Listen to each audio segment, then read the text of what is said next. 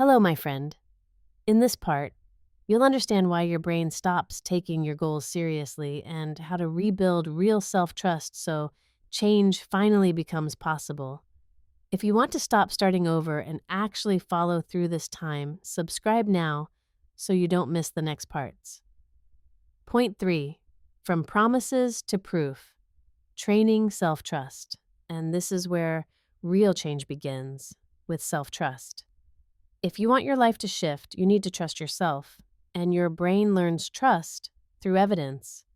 If you keep making huge promises and then breaking them, your brain quietly learns. Her words don't mean much. This is another wave that will pass. So we rebuild self trust through mini promises, not dramatic goals, not a perfect routine, mini promises that you can actually keep. Start close. Make a promise for something you can do within the next 30 minutes. Something small and simple, something you can do even on a hard day. When it works well, then make a promise to do something within the next hour, then for the next few hours, then for the day. This is how you train your brain to believe you, because every time you keep a promise, even a small one, your nervous system gets a message. I'm safe with myself. My decisions are real. I can rely on me. And step by step, you stop needing that big New Year energy to move. You start moving because you have a relationship with yourself that is stable. So, if you want a practical way to start today, do this. Choose one mini promise that is almost too easy. Do it. And at the end of the day, notice what it does inside you, not in your results, inside. Because this is how you become the kind of person who changes their life. You become someone your brain can trust.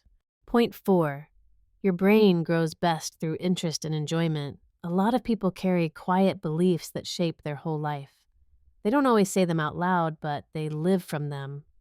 I'm not smart enough. I never really achieve anything. I always fall short. And the more a person repeats these beliefs, the more the story becomes fixed. It starts to feel like a fact, and it slowly blocks their potential. But those beliefs were created at some point. They didn't fall from the sky. They were learned, repeated, and strengthened over time, and because they became familiar, they started to feel like the truth. So yes, your brain can grow like a muscle, but there is one important detail. It grows much better when the process contains interest, meaning, and some form of enjoyment. If change is built only on forcing yourself, your system will resist. You may try hard for a while, but inside you'll keep looking for an escape because your brain associates the process with pressure and pain. This is why one of the most important questions is very simple. What do you genuinely enjoy? What are you curious about? What feels meaningful to you? And then the next question is even more practical. Can you bring at least a small element of that into the changes you want to make? Because sustainable change usually doesn't happen when you treat yourself like a machine. It happens when your brain gets a signal that the path is emotionally possible, that there is something rewarding in it, that it's safe enough to stay with it. Here's a simple example. If someone wants to move more, the gym might not be their door. For some people, it feels like punishment, and the brain will fight it every time. But walking with music, dancing at home, swimming, stretching, a short workout that feels pleasant, those things can become a door. And once the door is open, consistency becomes much easier. So the goal here is not to push harder. The goal is to choose a direction and shape it in a way your brain can actually stay with. That's how you train your brain like a muscle without burning yourself out. Point 5. This is how you make your desired future impossible. Your mind is constantly taking in a picture of life. It learns from what you watch, what you scroll, what you listen to, what kind of conversations you stay in, and what stories you repeat to yourself. So if you want healthy, warm relationships, but you mostly watch shows where relationships are toxic, humiliating, unsafe, full of drama, your brain is not getting the image it needs. It's getting trained on the wrong example. And then Later, it becomes harder to believe that the life you want is real and possible. Your brain needs models, it needs proof, it needs to see this exists. People live like this is possible, this is safe enough. So, one of the most practical things you can do is to change what you feed your mind with. If you want calm relationships, look for calm relationships. If you want respectful communication, watch respectful communication. If you want stability, look for real examples of stability. You're teaching your brain a new normal. At first, though, this can feel surprisingly hard. Your brain gets used to certain emotional patterns.